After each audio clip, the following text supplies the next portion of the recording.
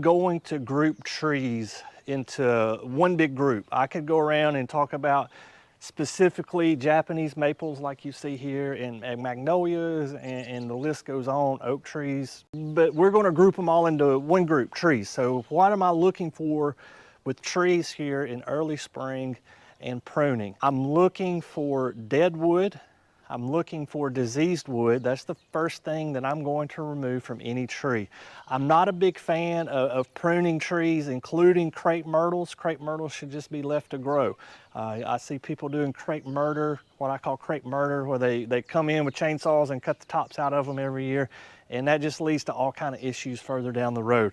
Now, for the trees, I've already mentioned diseased wood and dead wood. Also, you want to look for branches that cross. So when branches cross and the wind blows, those branches rub together. That rubs the bark off and exposes the vascular tissue of the plant. That would be just like if you were to get a cut on your hand or your arm somewhere, and we didn't treat that properly. That's a site for infection. The same thing can happen to plants. So we want to protect the vascular tissue of the plant. So look for any crossing members, the branches that are rubbing against each other. We want to remove those.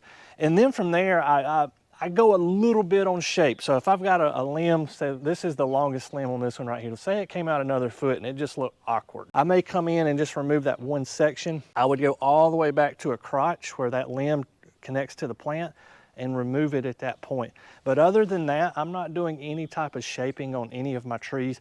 Trees are going to grow in the shape that they want to grow in, and the more that we cut on them, the more they're going to have suckers and cross members where the branches are rubbing, and it just leads to further issues down the road. So here again, look for dead wood, look for diseased wood, look for crossing branches, and outside of that, don't do a whole lot of pruning at all.